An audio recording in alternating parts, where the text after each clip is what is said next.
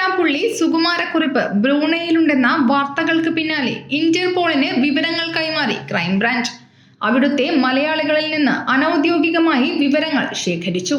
ചിത്രങ്ങൾ കേന്ദ്രീകരിച്ച് നാട്ടിലും അന്വേഷണം നടക്കുന്നുണ്ട്. ചാക്കോ വധക്കേസ് പ്രതിയായ സുകുമാരക്കുറിപ്പ് മരിച്ചിരിക്കാമെന്ന നിഗമനത്തിൽ കേസ് അവസാനിപ്പിക്കാൻ ക്രൈംബ്രാഞ്ച് ഒരുങ്ങിയതിനിടയിലാണ് ആൾ ജീവനോടെയുണ്ടെന്ന വിധത്തിൽ കഴിഞ്ഞ ദിവസം റിപ്പോർട്ടുകൾ വന്നത്. ബ്രൂണെ മലേഷ്യ അതിർത്തി പ്രദേശത്ത് മറ്റൊരു പേരിൽ സുകുമാരക്കുറിപ്പ് ഉണ്ടായിരുന്നുവെന്നാണ് വാർത്തകൾ. എന്നാൽ ഇത് സംബന്ധിച്ച് ആധികാരികമായ ഒരു വിവരവും കേരള പോലീസിന്റെ പക്കലില്ല.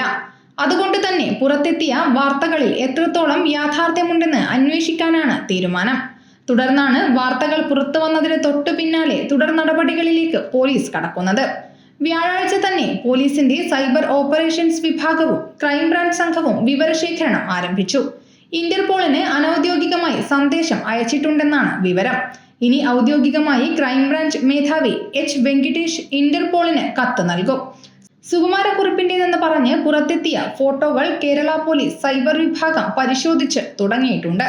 അതേസമയം സുകുമാരക്കുറിപ്പിന്റേത് ക്രൈംബ്രാഞ്ച് അന്വേഷിക്കുന്ന ലോങ് പെൻഡിംഗ് കേസാണെന്ന് ആഭ്യന്തരമന്ത്രി രമേശ് ചെന്നിത്തല പറഞ്ഞു.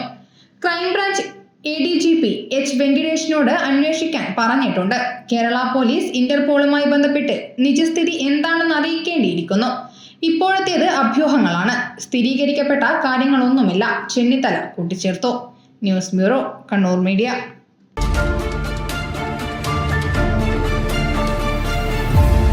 കണ്ണൂർ നഗരത്തിൽ നിന്നും 300 മീറ്റർ മാത്രം അകലെ പ്രൊഫഷണൽ ബിസിനസ് മീറ്റിംഗുകൾക്കും സുഖകരമായ താമസത്തിനും ഏറ്റവും അനുയോജ്യമായ അന്താരാഷ്ട്ര നിലവാരത്തിലുള്ള പ്രീമിയം ഹെറിറ്റേജ്.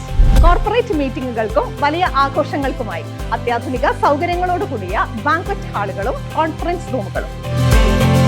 വിശിഷ്ടമായ രുചിക്കൂട്ടുകളുമായി ഞങ്ങളുടെ റെസ്റ്റോറന്റും കഫേയും നിങ്ങളെ സ്വാഗതം ചെയ്യുന്നു. യാത്രകളിലും ആരോഗ്യം സംരക്ഷിക്കാൻ ഹൈടെക് ഫിറ്റ്നസ് സെന്റർ, ശരീരത്തിനും മനസ്സിനും പൂർണ്ണ വിശ്രമം നൽകാൻ വെൽനസ് സ്പാ തുടങ്ങിയ മറ്റ് അത്യാധുനിക സൗകര്യങ്ങളും.